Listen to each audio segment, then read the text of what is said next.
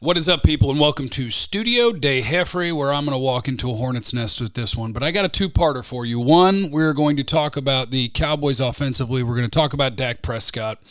And we're going to talk about the coaching change that I would like to see. And I'll start with the disclaimer. I don't like calling for people job radio or content for the most part, because we don't see what people do on a daily basis. What we do is we use context clues of what we watch during football games, and we do our best to decide what needs to be done for the team to play better. And the first thing that I want to start with is Dak Prescott. And this one's going to get me killed, and I'm cool with that. I'm an adult. I can handle it. Y'all can get mad at me, because a lot of people are asking about Dak Prescott, and today on the tweeter, I was answering a couple of people's questions, and one of them was from a guy named Brandon. He said, think of the top 10 quarterbacks in the league. How many would willingly not throw the ball to Amari Cooper and CeeDee Lamb often? How much blame needs to go on Dak for that? And it's not an unfair question when your offense struggles for an extended period of time to place an amount of blame on pretty much everybody involved, right? And the quarterback's the most important player, so he's going to get some of it, and that's cool. No problem.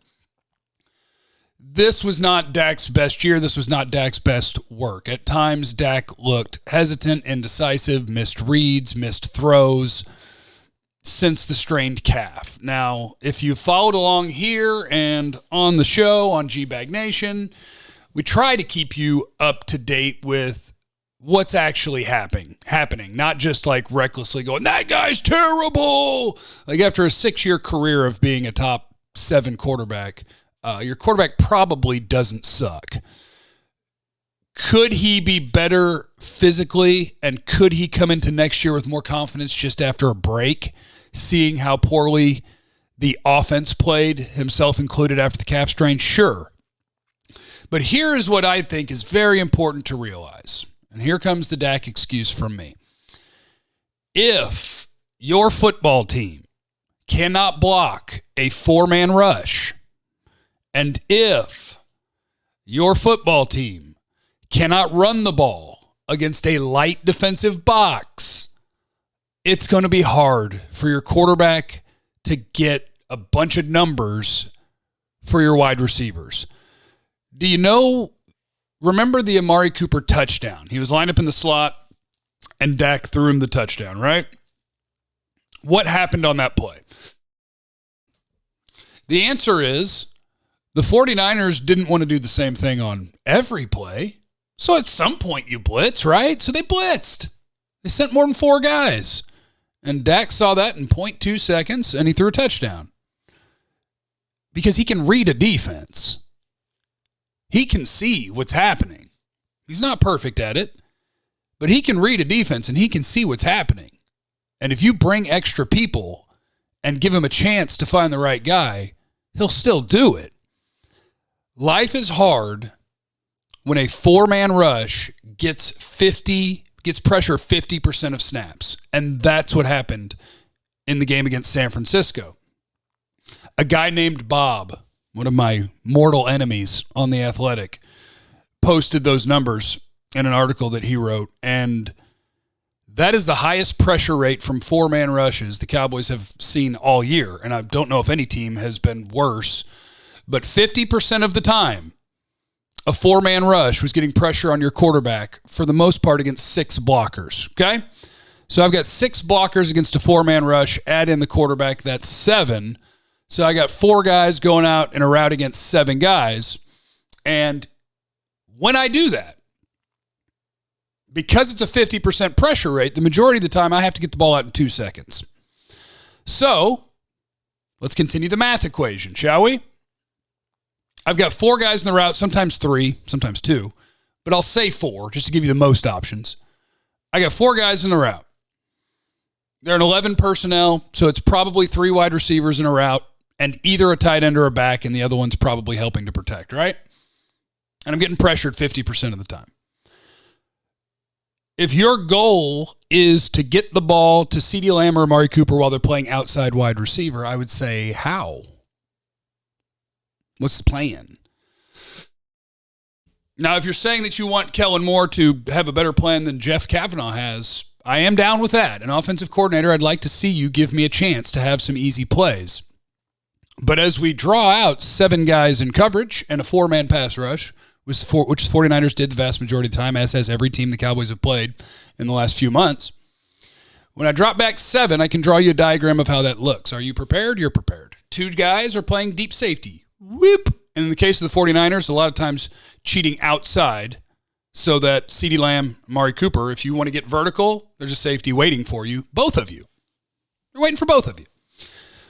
A corner who is playing underneath now knows that he has help over the top. So you want to throw a comeback, you want to throw a stop route, you want to throw whatever. Corner's going to be playing in your pocket, trailing, because if you go deep, somebody else's job. They got me covered. So I'm playing underneath you. I'm playing right up in your grill and underneath you, right? So that's going to be tough. Now I've got 3 more defenders who are dropping into zones in the middle of the field, between my corners and in front of my safeties. Which means, what? Those 3 defenders are, for the most part, responsible for your slot guy, call it Cedric Wilson, and call it Dalton Schultz, your tight end. That's why Dalton Schultz has big numbers. That's why Cedric Wilson makes a lot of plays when he's playing. Because as the quarterback, when you've got no time, your outside receivers, if they go deep, the safety's on it. If you try to throw a comeback to the outside, the corner is on it and playing aggressively because he has help over the top. So now what you're really playing is 3-on-2 football with Schultz and Wilson against 3 guys dropping into a zone. And the easiest thing to do in that situation is have one of those 2 guys manage to split between 2 of those 3 defenders. So it's long-winded, but I think it's important to understand. If you think Dak sucks, you're wrong. If you think that he played below the standard you would set for your $40 million quarterback, regardless of those circumstances, I'm okay with that. I'm okay with that opinion. That's fine. Because you want guys to be difference makers. And I think he tries. He wants to make the big plays. He takes a snap.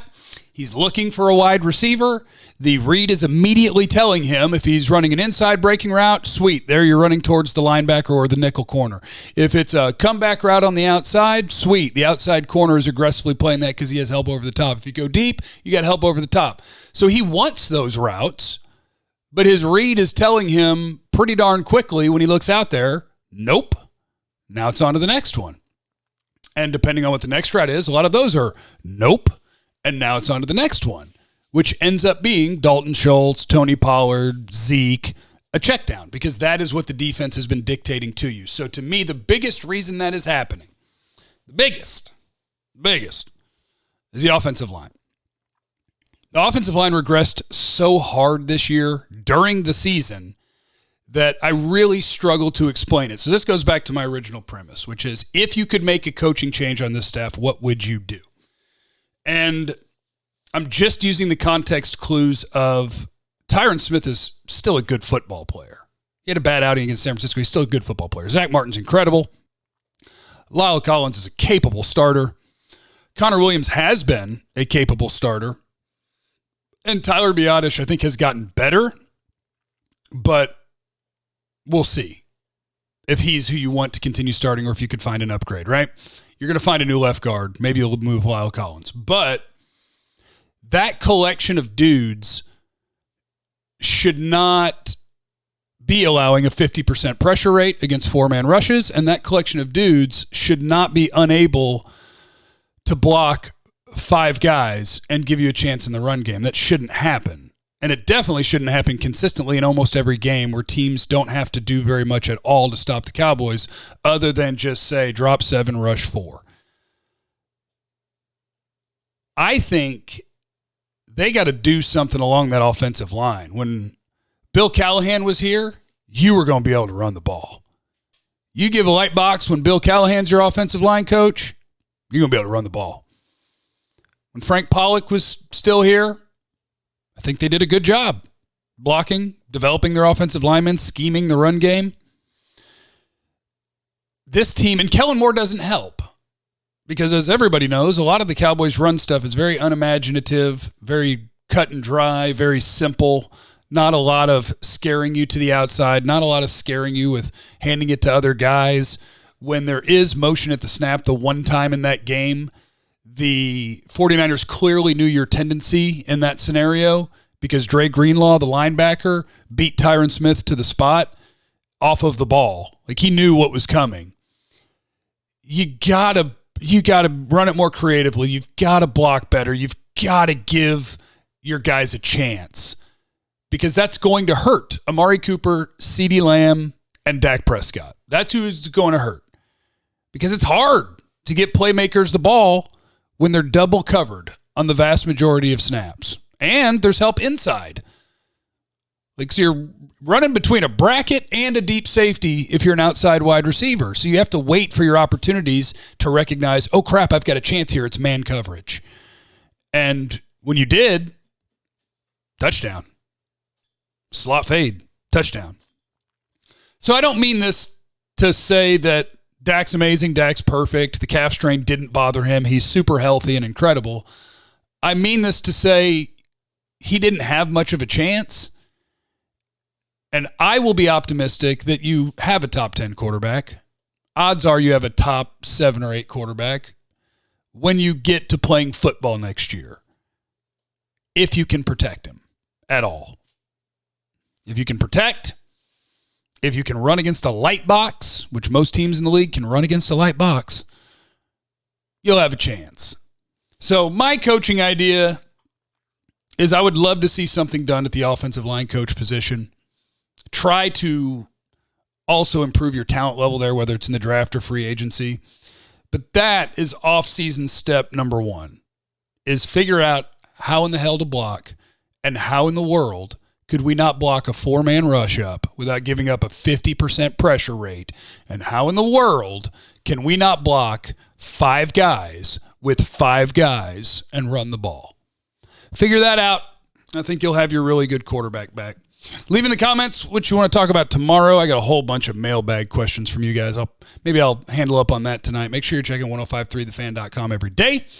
And I will see you at 2 to 7 on the G-Bag Nation with Brian Broaddus and Kevin Gray today. We're going to have ourselves a good time. Remember, you have no idea what anybody's going through. Be cool to everybody. I love you. Bye.